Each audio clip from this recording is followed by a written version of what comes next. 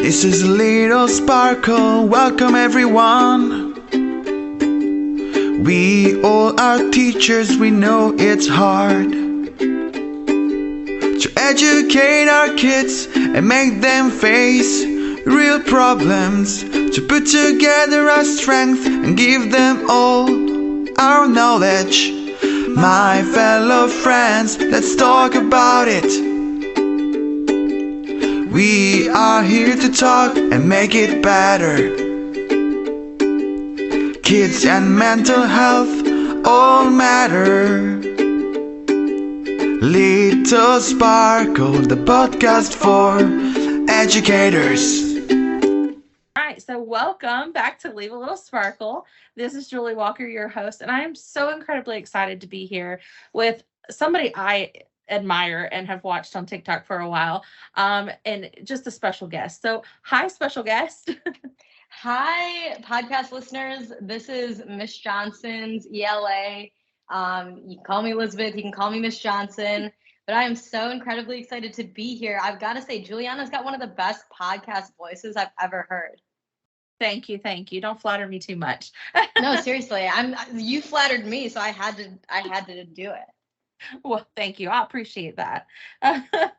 So let's just dive in. Why teaching? Yeah, this is a good one because I am one of the few whose undergraduate degree is actually not in education or anything education related. My undergrad's actually in political science. Wow. And I never thought I'd be a teacher. If you would have told me this my junior year of college, I would have not believed you for a second. I always loved the idea of teaching, but growing up, I was so used to people telling me, including my own teachers, to just stay out of education. Oh gosh. And then my junior year, I took this course inside Cook County Jail in Chicago where we learned alongside like incarcerated students. Wow. And it's called the Inside Out program. It's an incredible program. And I started to really fall in love with education. And I knew that coming from my background, my teachers were such a big support in my life. And I was like, I should give teaching a try. But I was like, it's too late. Like, I'm 3 years into my degree. There's no way I can do this. And then I stumbled upon a program that one of my friends in college was doing, post-grad, called Teach for America. Oh, okay. I've not heard of that one. And it is a 2-year service program where you basically apply to it. And I kind of compare it to like military service. You do your 2 years, they'll give you a financial incentive to either go toward existing loans or get a graduate degree. Nice. And they put you in higher need schools. Okay. All across America.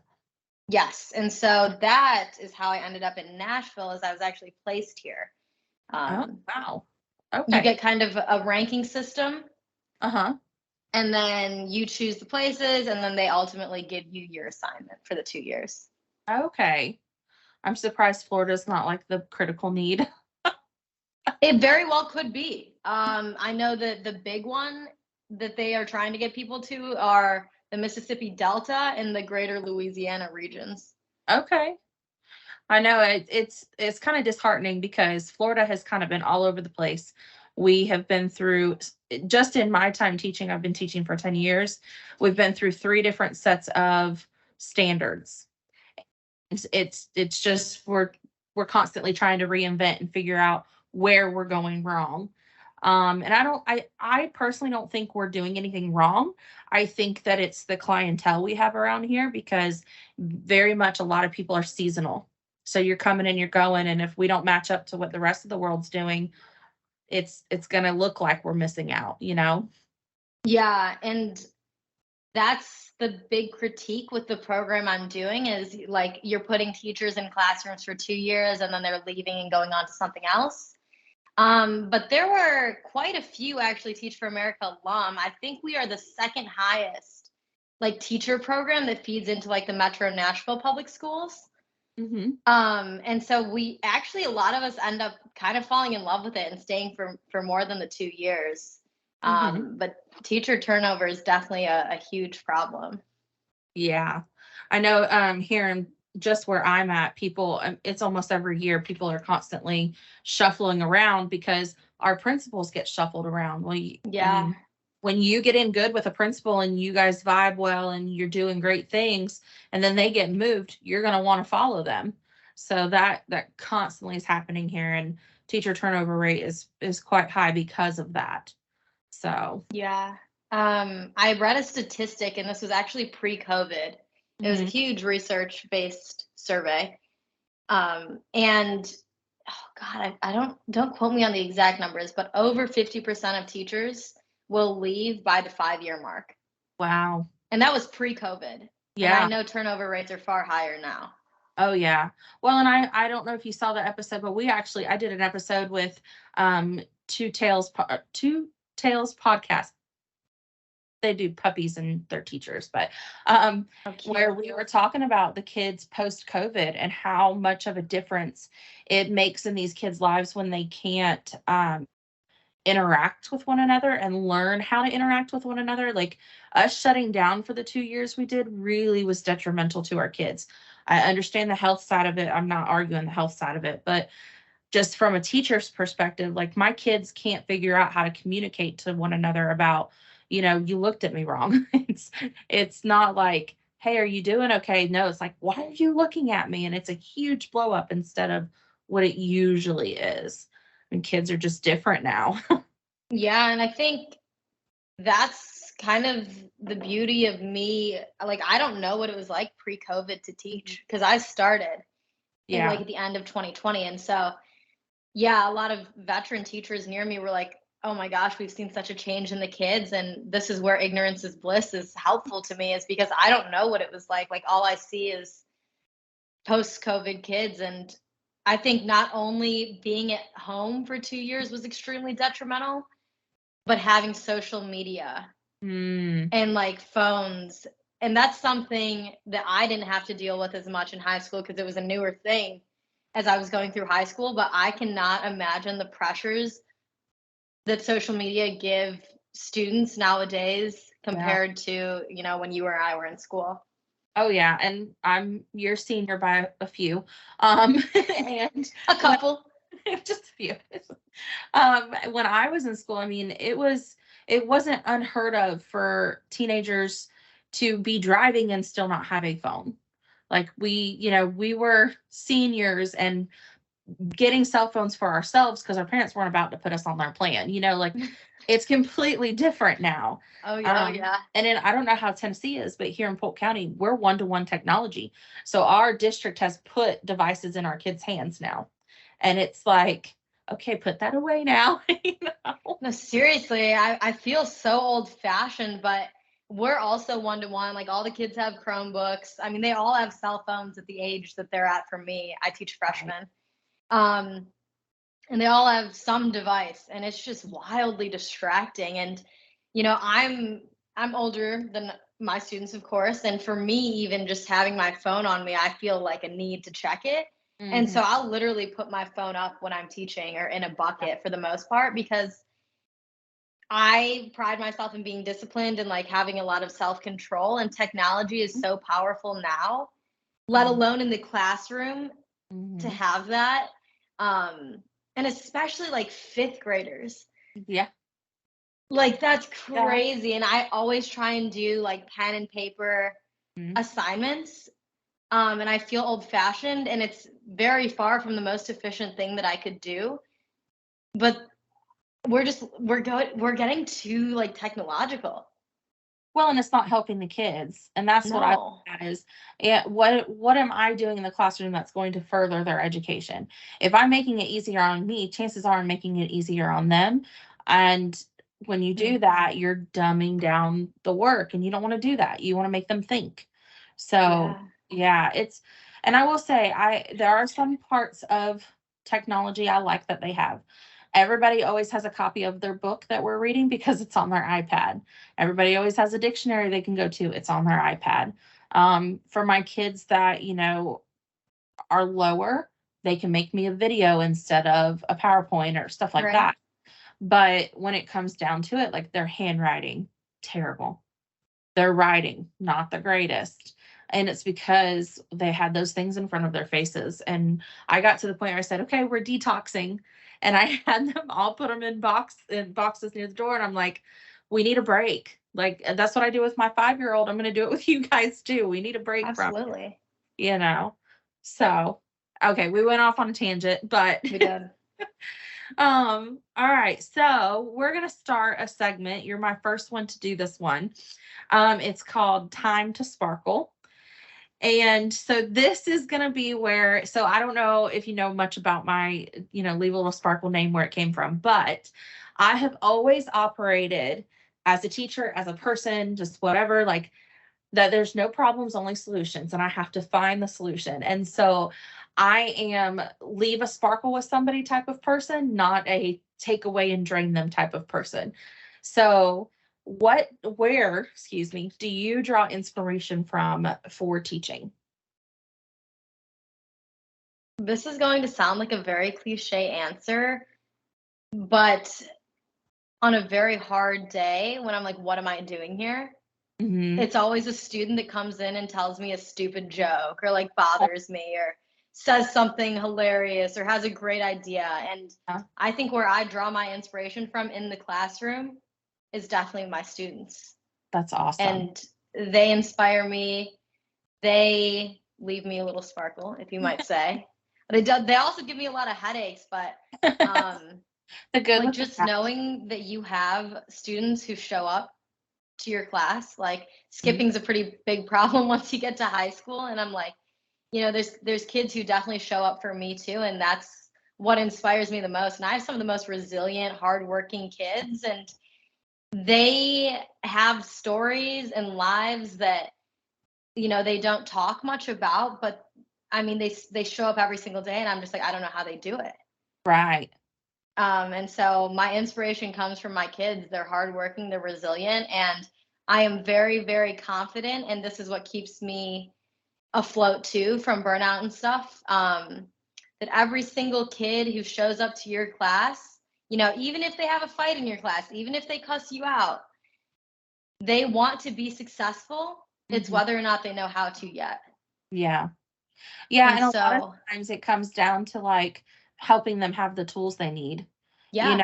I mean, I see it more. I don't know if you see it a lot in high school, but I see it a lot in my 5th graders is that they're just now becoming their own, and they're starting to have problems they never had before, and they don't know how to cope with it. So, yeah. Yeah. And I would say that's my big inspiration is my students. Even if they don't know how to cope with problems yet, they're still coming, and they're semi ready to learn if they're showing up. So hey, that's true.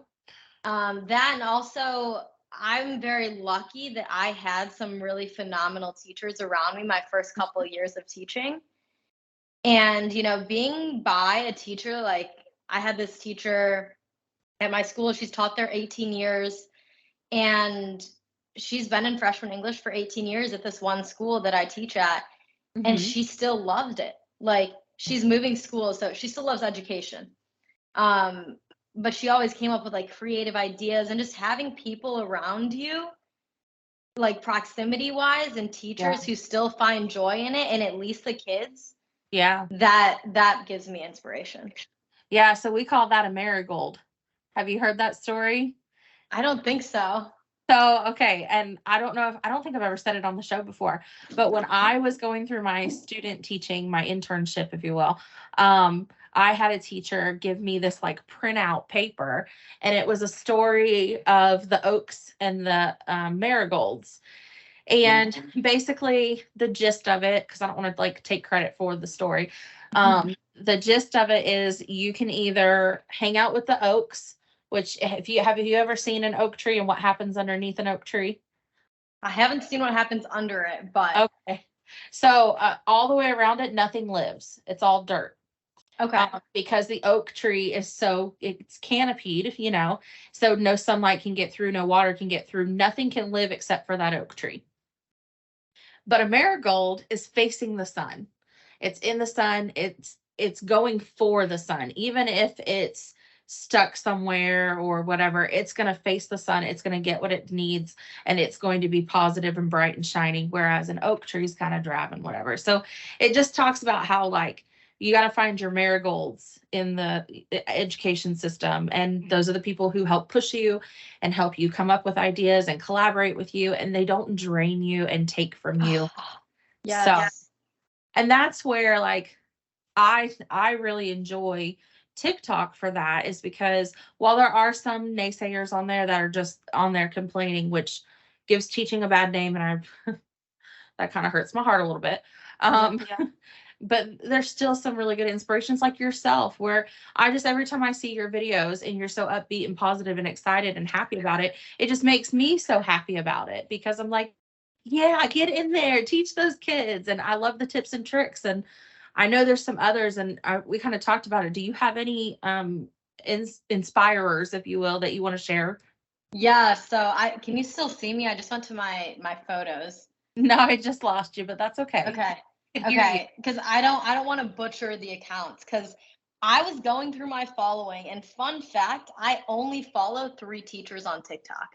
Really? And I see things on the For You page, but there's teacher quit talk, and like, as you kind of touched on already, like the complaining, like I can go to my school and see that any day. Like if I'm using an app and I want to feel inspired, like I'm very selective on the teachers I follow.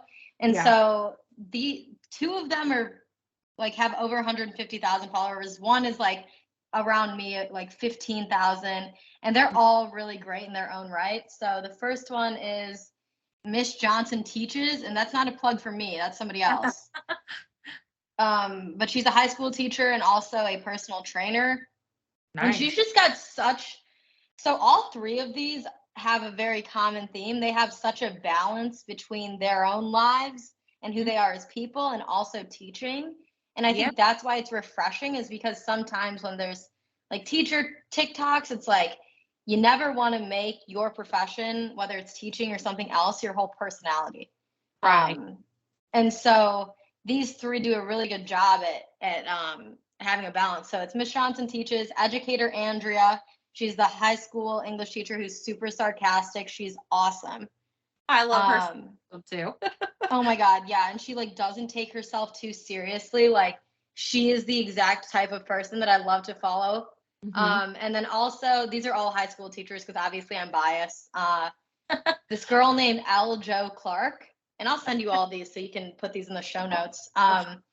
She's awesome. She teaches in Chicago, which is where I'm originally from. And so I very much know how crazy the public school system is there. And she talks about, some meaningful stories with her kids and the depth of her teaching, because a lot of her students have lost somebody to gun violence. Oh, wow. But she also talks about how being a teacher is the best thing, because she actually spends her summers working on a boat in Italy. What? Yeah, she's awesome. That's amazing. Where do I sign up? Yeah, seriously. That's some of the questions she answers too. And yeah, I just really like the teachers who can see the joy in it still, and also have a good balance of like, yeah, I'm a teacher and I love it and my kids mean a ton to me, but I also do other things. And like, I think that's really important in teaching too. Yeah. So it's funny you say that, because I have PCOS, and with that comes a lot of weight gain and hair and just like a whole bunch of stuff that's not great for, your health.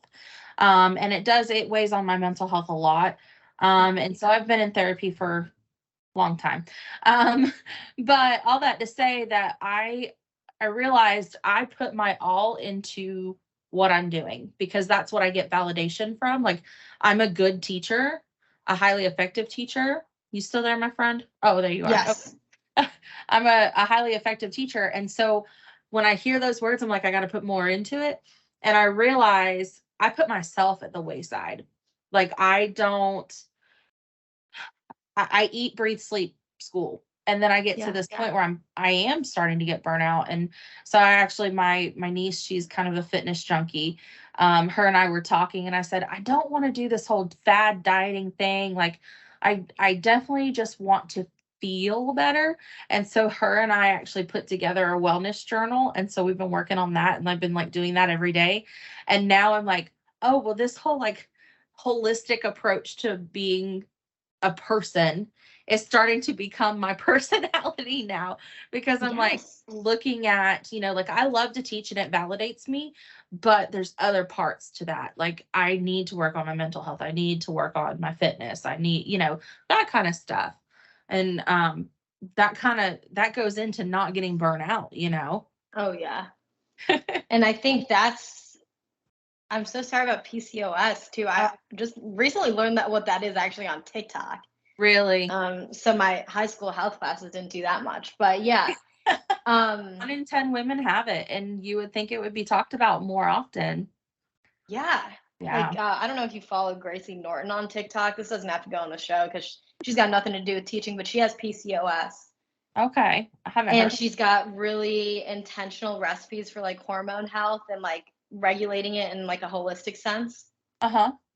Oh. And I don't even have PCOS, but I literally love her recipes. Yeah, I found a who even does seed cycling. Have you heard of that? Yes. Yeah. So even like that, I'm like, I need to start doing some of this kind of stuff, just because the medicine that the doctors give you is just kind of like a surface level thing. It's not really Yeah. good thing. So No, you got to check her out. But I think that's so important for all educators and teachers is like when I see teachers the most stressed or the most miserable is when I think it's easy, especially as teachers, to want to put your all into something because we're all kind of type A to some extent. We Yeah. became educators. Right. To put your all into something. But if you're sacrificing your physical, mental health, I'll never forget one thing someone told me before I went into teaching is kids aren't going to remember when you put 12 hours into a lesson plan. What they're going to remember is who you were and how you acted and how you made them feel. And if you don't feel good, like mentally, physically, whatever, they're going to know that. They're going to remember that side of you over the perfect Canva you've created, for the lesson. And so there were times when I would really stress myself out, especially in my first year and a half of like making everything look perfect. And it's not worth that. Kids don't remember how great your PowerPoint looks or how rigorous your worksheets were. They remember how you made them feel, and that has a lot to do with how you make yourself feel. Yeah. I'm better at making a Canva than I am at working out. So I think it's I know I'm better at this, and I hope that other people can just draw from this that they need to at least explore other avenues of their health and their wellness. Yeah. And it's just about losing weight or being the perfect figure or whatever. It's about being able to feel good. Exactly. So you can be there for the kids. And this, goes right into something I was talking to my reading coach about the other day, is that a lot of the teachers I would see that would get heightened and continue on and like office referral, like they get to that point real quick. They weren't self-regulating because they weren't taking care of themselves. Yeah. And this is not something that we're taught in school how to do. Like we live in a very productivity focused society. And so, yeah, I see teachers all the time just like losing it, not to like any real fault of their own, but just because, like you said, they don't know how to regulate emotions yet. And it's like, it's a really hard job on its own. And it's even worse when you're struggling to prioritize and take care of yourself. And I'm definitely not great at it, but I will tell you this year, actually recently, last week. So I have a 5-year-old, miracle baby. He was getting upset and he goes, all right, 1, 2, 3. And I'm like, I taught that to my 5-year-old. I taught my 5-year-old how to regulate himself. And I could not have been more proud. I'm like, I still can't do that, but my 5-year-old figured it out. Yes. Yeah. So we need to be teaching our kids because they'll learn, they'll take it. He sees me be a hothead all the time, but the fact that he chose to count and breathe it out, they'll take their cues from what we tell them. Exactly. And as educators, we are the leader in the room. and Mhm. not in like a dictatorship type of way, but we have so much influence and Yeah. our energy, our kids pick up on so much. Like, I'm by no means a perfect teacher, and when I come in there with an attitude for something that has nothing to do with my students, if anything, it's like adults in the building. It's really not, it's hardly ever the kids. It's like they pick up on that so quick, Mhm. and their attitudes and moods will be soured, and we have so much power in that way. And Yeah. so teaching things like emotional regulation, like breathing, brain breaks, like while it might seem silly, is so important so that we don't get adults who in our societies like who don't know how to just take a break. Right. Or to walk away. Yeah. And that's so important, especially, I mean, in high school when they're egging each other on, to learn to just be able to walk away is going to be very powerful for those kids. Oh my gosh, yeah. And a lot of times I think at the end of this all, what do I really want my kids to walk out of here with? And it's not knowledge of Romeo and Juliet or the standards or Yeah. even Long Way Down, as much as I love that book. It's how to be a good human for themselves Yeah. and those around them. And that Yep. includes, like, I had a student this year who they were play fighting in the hallway. One of them accidentally gets hit. And with social media and phones, all of this is just like on 10 because everybody's recording it. Like, we have a fights page at our school. Like, obviously, if you pull a camera out, you're going to want to prove something that just doesn't need to be proven. And so I saw one of my students take the kid and like bring him into my classroom and is like calming him down and is telling him like walk away, walk away, walk away. And Right. at 14 years old, like, that's something that adults can't do. Right. That's awesome. Yeah, and so must have been I can't say I taught him that, but somewhere did, and he is amazing for it. Yeah. But self-regulation, and you talked about how like kids now, because they didn't have those social interactions, definitely have problems with like being able to really take a step back and like see how their interaction is unfolding. And Yeah. it's something we really need to focus on. Like, SEL is so much more important, like, because you can't teach kids without having them buy in and know you care, and that includes teaching the whole person. Oh, that is so important. I can't even tell you. There was so many kids this year that were like, I don't want to go to that class. I want to stay here with you, because they knew that that teacher was just here to teach and not really be there for them. And I'm skip out on classes and show up in my room. And I'm like, Yeah. You're great. Don't be skipping class. Seriously. And that's crazy at 5th grade. Like, kids know. Oh, like, yeah. kids know what a teacher is there for. Yeah. And I think you have to have good intentions. If you're becoming a teacher, it's not just for summers off, because Lord knows we work for those summers off, you know? And we only get 10 months of pay. Okay. Our salaries are based on 10 months of pay, not 12 months. No. For all the naysayers out there. We would be rich if it was on 12 months, because I probably could live off my salary if that was the case. What a crazy concept. Yeah, maybe. You know, teaching is great because of the kids and because of the outcome. It's not about the income, apparently. That's what I tell myself to sleep at night too. Right.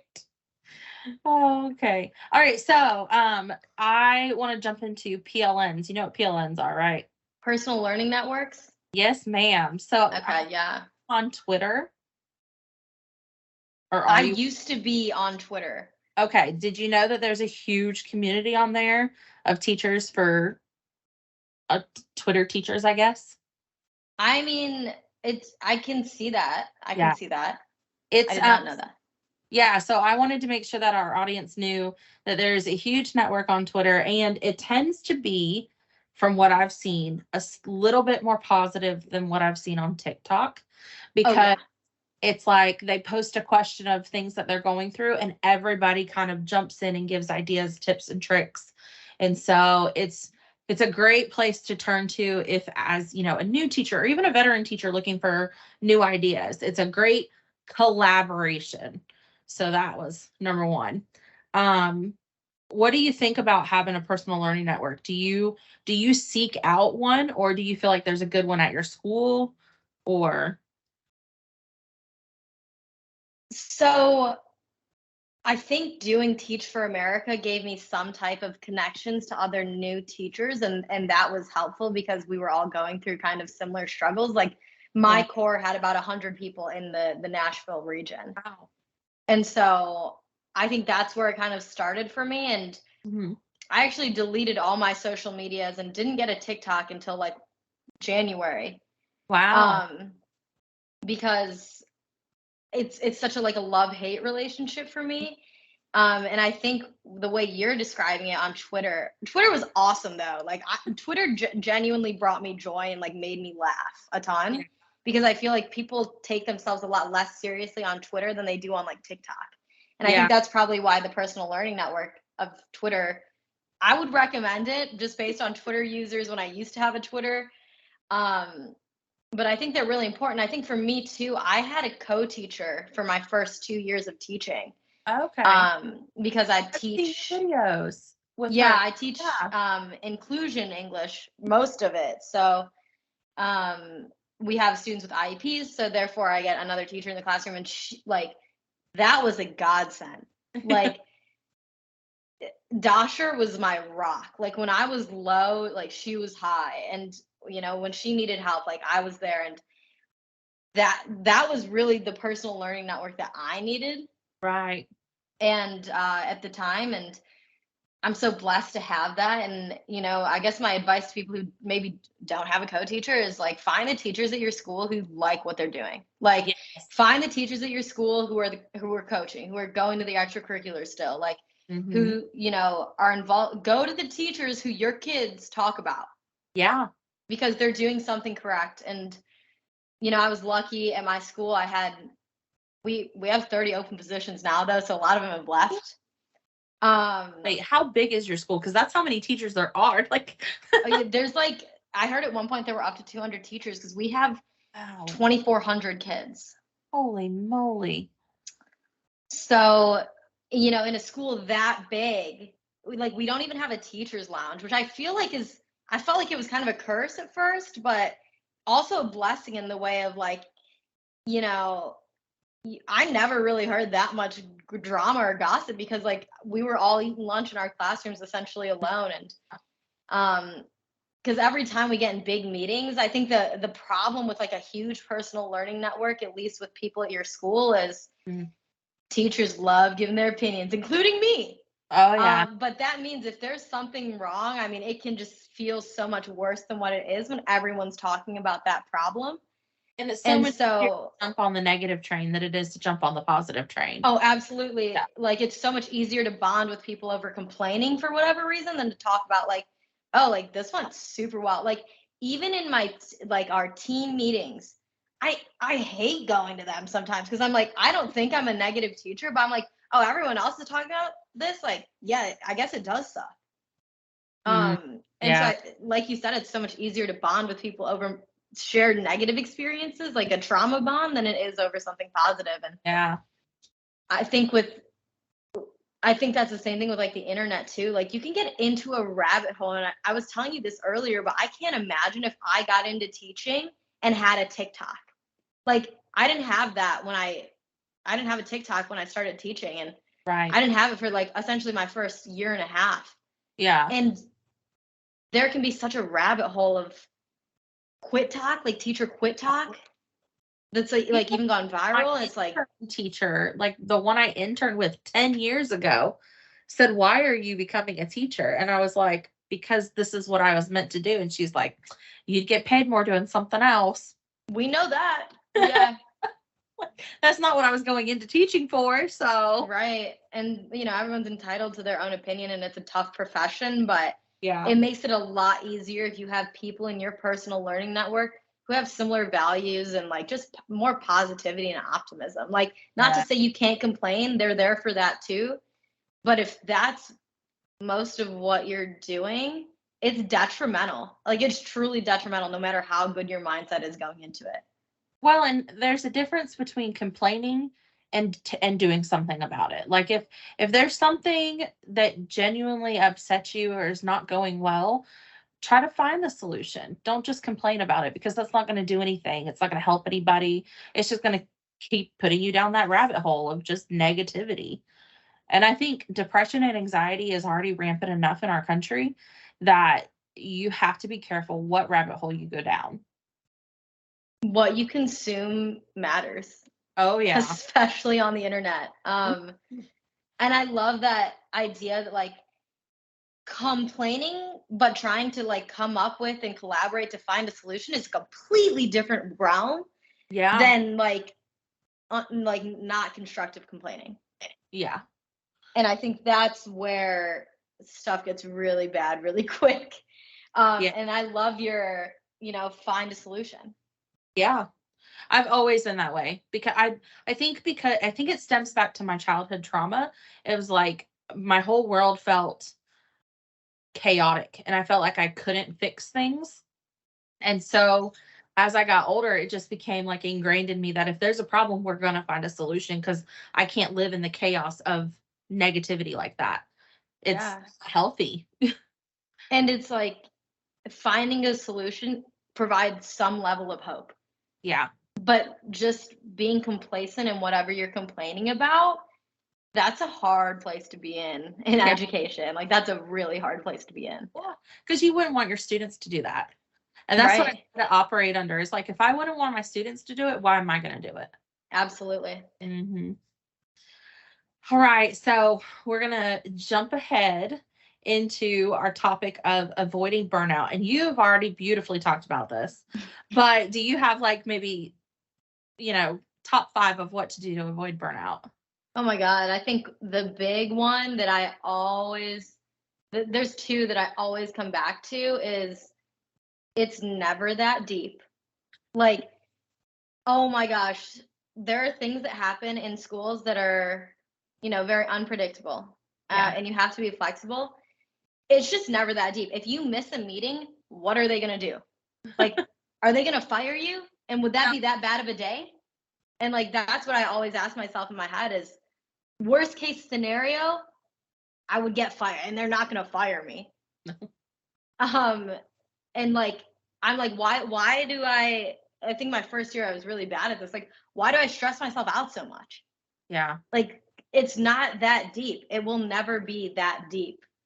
And I also use that philosophy too, because it's like, especially with high schoolers, there's a lot more, at least with like the class sizes and like the physical size of the kids, there's a lot more attitude, and like that's not a bad thing. Like they're teenagers, it's natural. Yeah. But it's so easy to take it so personally what they say. Yeah. And I always just have to remember, like, it's not personal. It's never that deep. Like, they're not attacking me. There's something much bigger going on. And so I've gotten a lot better at not reacting and taking it personally. And then my other big thing is, like, all you can do is all you can do. Yeah. Like, if your principal sucks, okay, how is it affecting your everyday classroom? Like, what is in your control that you can make better? Mm-hmm. And then another thing too is like along like the complaining side of things is, if you're in a meeting and sitting there and complaining and joining on the complaints, what are you offering to make whatever the situation is better? And I think that's very similar to what you think of, like, what's a solution? But because if you're sitting there and just complaining without finding a solution, you are truly making yourself miserable. Oh yeah. And it's not worth that. Yeah. It's like, at the end of the day, this is a job. If like I have good relationships with my kids, and I'm still finding joy in what I do, all the other shit doesn't matter. Like, what my principal is doing, who they're hiring, who they're firing, like what person is becoming in this position, like, doesn't affect my every hour of my day, And I think it's so easy to fall into this thing of like, oh my God, this is going on outside of the classroom. Like, our admin needs to be better at doing this, that, and the fourth. How much control over it do you really have? Because the answer is probably not much. Yeah. And those that get so worked up about that, like, I could do it better. Okay, then go do it. Like, yes, like, move please, on. Like, we would, like, if you can do that, please. Yeah. And I think, like, just this cycle of just anger and negativity out of it, like regarding things that are out of our control. And Mhm. not to be complacent, like if you have a good solution, like please offer that, but like just complaining is not doing anything. And I think that's my biggest tip to avoid burnout is stop taking things so seriously. It's not that deep. They're not going to fire you, most likely, especially in a teacher shortage. Yeah. And yeah, just don't take things so personally. Like your admin asking you to like cover another class or take another class isn't because they're out to get you or they hate you. Most likely it's because like they don't really know, like they've been given a kind of a crappy hand too. They don't really know what to do, and they're people too. Like they're Yeah. trying. I really live by the philosophy that like people do their best and people do better when they know better. Mhm. Yeah. And Absolutely. if they don't, if they don't know better yet, that's okay. But I truly think everyone in our schools does the best they can, even if that looks maybe negative to me. And so I try and put faith in people too, Yeah. that everything is working out. And so I try not to take things personally. And if you can let go of things that you can't control, it makes this Yeah. profession more sustainable. Yes. Absolutely. And nobody can ask you to do more than your best because that's all you can do, you know? Yeah. But always striving to do the best is also important. Like, still do your job. But at the end of the day, if there's still a list of things to do, if there's still a list of things to do, it'll be there tomorrow when you get back. Exactly. It's like, this deadline, unless this all is different when it has to do with like students. Yeah. But I'm more so talking about, and I'm sure you know all about this being in education for as long as you've been in Florida, is just like the tasks they give that just don't matter, like they don't affect my students directly. And it's like if they don't do that, then if I'm late on the deadline, it'll be okay. Usually there's a grace period and they're Absolutely. be okay. Right. You may get a follow-up email, but it'll be okay. Yeah, everyone's an email warrior, okay? Yeah. So that's fine. Yeah. But, at the end of the day, I think if you're in this profession for the right reason, you just have to lay stuff down at night and go home and have your home life. And Yes. just know that you've done what you can. And you're going to make a difference either way. It took me 10 years because I just started my first group of kids started messaging me to thank me they're graduating and and I found me on social media and everything. And I'm like, oh, okay. So it took me 10 years to be like, okay, I made a difference. But hey, at the end of the day, I made a difference. So Yes. yeah. Really appreciate being on with me today. There's a few of you guys on TikTok that I'm like, we could be such good friends. And it's like, it's you and Andrea. And I'm like, oh my gosh, the sarcasm that I could go back and forth with her on would just be, it would be quiet. It's some of those just get me through the day and I appreciate that. And I'm sure there's a lot of people, I mean, what, 14 point what thousand now are following you? I think it's like around there. How does that feel? That's such a funny question, but I love the question because I was always obsessed with YouTube as a kid. Like I loved YouTube, like Bethany Moda, like all those little influencers before influencing was like a big thing. Like I loved people like that. And I always wondered like, oh, what would it feel like? And I actually had a situation where I was at a Teach for America event and someone came up to me and was like, wait, do you do TikToks? I was like, wait, yeah. And it was just, I still feel so normal. Like the numbers, I think, especially because I wasn't on social media for some time, especially on TikTok. Right. I'm like, the numbers or whatever, what really like, I feel like the most average, normal gal who's like just into teaching and does like a lot of goofy shit in her classroom that she's able to get away with. And what really gets me are like the comments people leave of like, oh, like I love this idea, or oh, this really helped me. Like those so much outweigh because there's always the trolls on the internet. Yeah. Like user 59876. And I'm like, Always. if you can do it better, like please apply. Like we need teachers. But it's like, I think what feels special is the more personal communications of like you reaching out to do a podcast is like crazy to me because I'm like, I'm so normal.